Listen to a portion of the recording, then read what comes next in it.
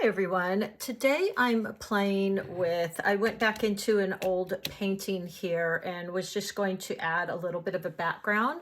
I don't know if you can see, but I had just done a simple splatter and I thought, I feel like adding some kind of fun background.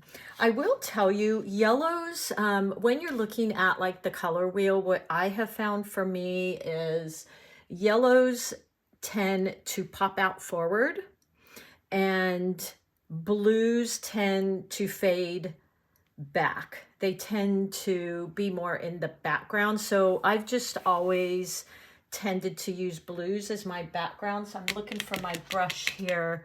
Well, we'll just use this Dugato brush. As you know, I love the Dugato brush. I think it's great for beginners. And I have had these for about a year now. Still a pretty decent point. I kind of abuse these Dugatos because I know they were a beginner, more an expensive set, so I don't take care of them like I do my Princetons. So they've gotten maybe a little bit frayed. I use them with my gouache and all different applications, but for a year, I think they've done pretty well. And you get a whole set. For the beginner, if you don't want to, pick up your Princetons yet, I think this is a great set to get started with. So I'm going to play with that today. This was a previous tutorial I had done.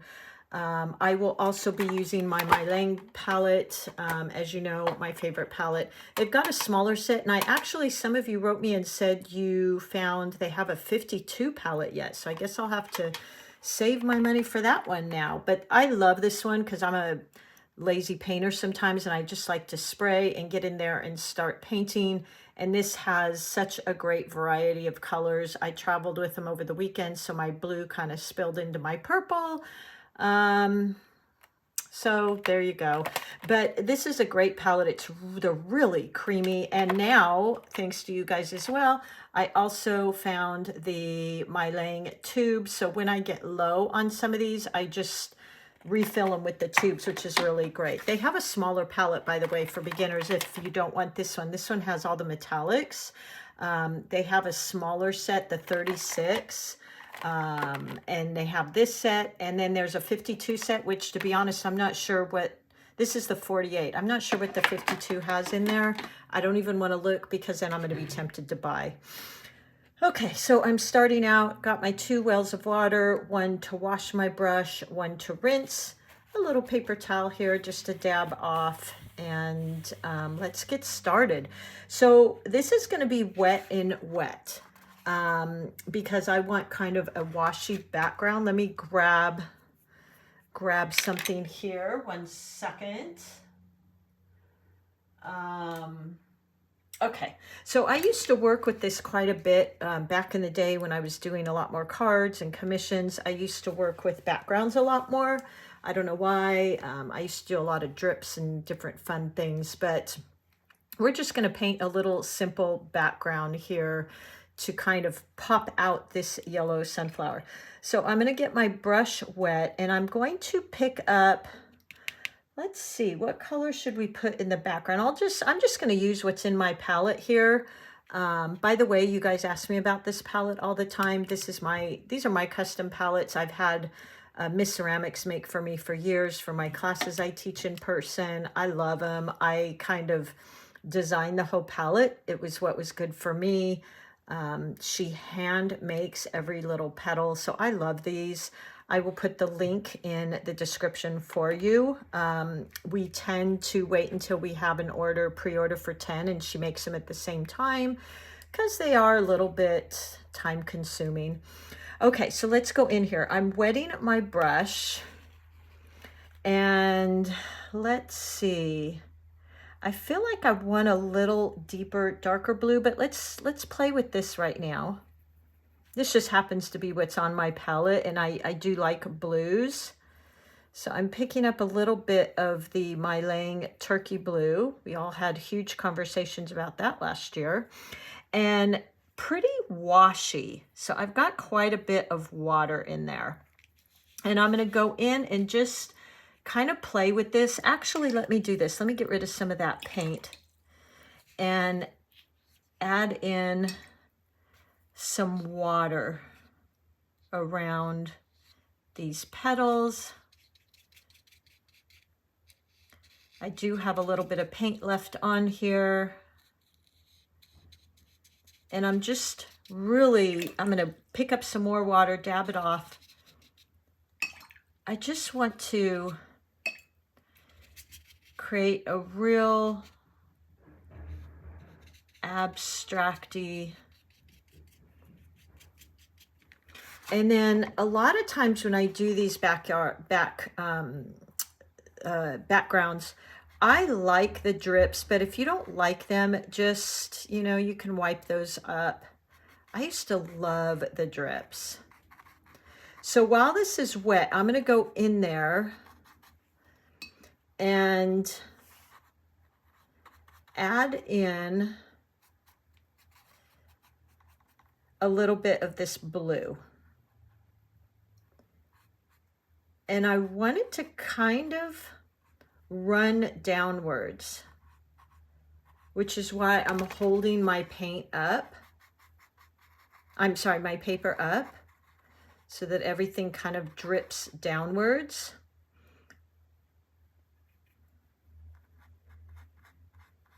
And look how pretty this color is with the gold. I think it's really pretty.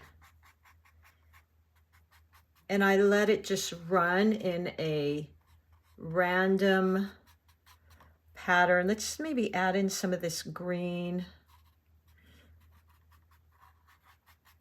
So I think this can create a really pretty background. Again, if you don't want those drips, just don't hold your paper up.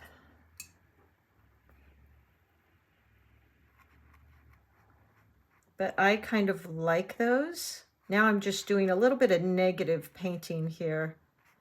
Just painting around some of the elements.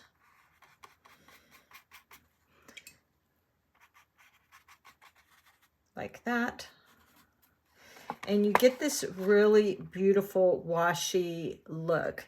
Now maybe on this side, we could even, I'm going in with a little bit of clear water, negative kind of painting. And we could go in with a little bit more, like say, oh, let's use a little bit. I don't want to get too crazy here. Maybe some of that green. Use quite a bit of water. And then just let it, negative painting here, meaning I'm painting around the elements in my original painting.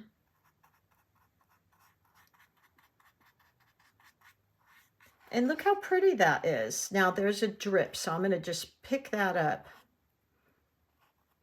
And this is a case when I do this, I'm perfectly fine with blooms and blossoms.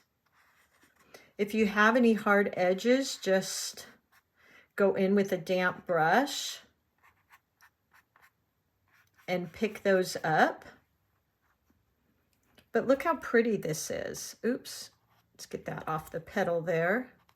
And you can continue to go in and just add in more color. Let it kind of run. Maybe add in some of that green over here. I really just used what colors were on my palette. You could even, I don't have any with me right now, but add in some salt. And I used to work quite wet in wet because I kind of like the drips.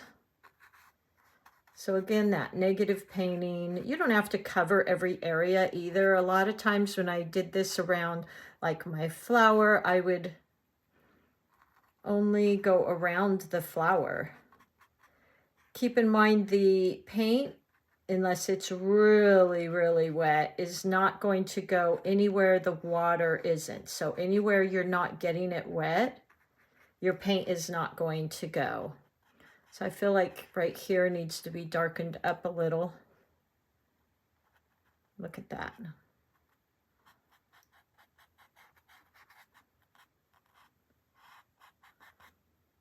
There you go. Kind of covered up my stem there. Let's bring a little bit of that on the other side of my stem.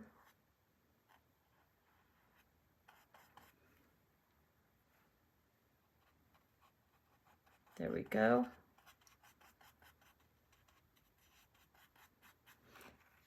So I think that's quite a pretty background. And it really can pop out your elements.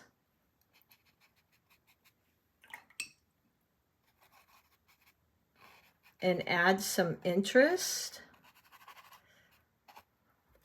Now I got my petal a little wet, that's why it's running into my petal. You could even add some splatters now. So here's quite a big drip, so I'll just pick that up. The salt can be a really pretty element or technique. Just doing a little bit of that negative painting like that. But I really don't want to cover up every bit of my white paper.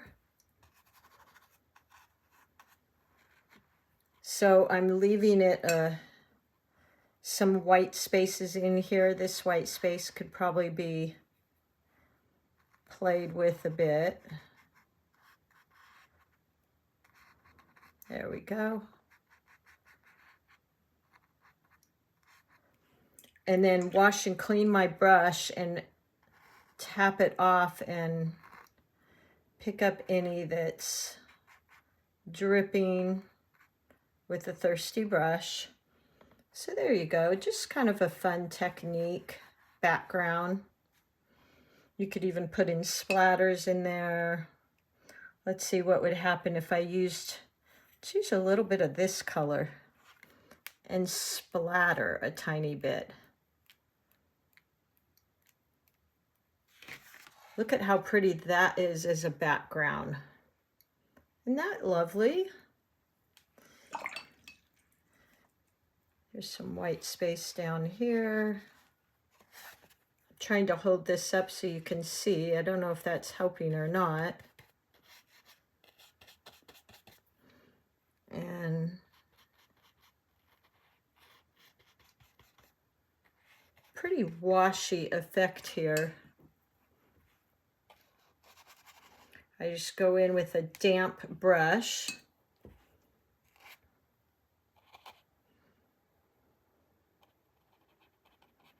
And touch into some of these areas.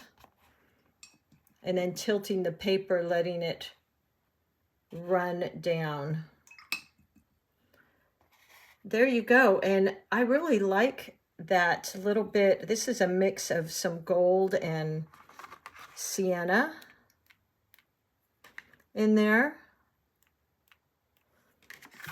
That really, I think, can add some fun. It kind of depends, you know, I've noticed some people just don't like it to be too muckied up. Now, I would have to go in and pick up some of that. It got into the petal because I wasn't real particular about outlining my petal.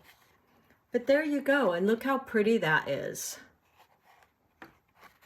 All right, you guys, well, I hope that was a fun technique. You could use this as a background for any of your paintings, remembering blue kind of tends to sit in the background. Yellow, from what I have used it, always tends to kind of pop out to me. All right, there you go. This, I think, would be really pretty framed and hung up. All right, thanks, everybody. I hope you give it a try. Happy painting.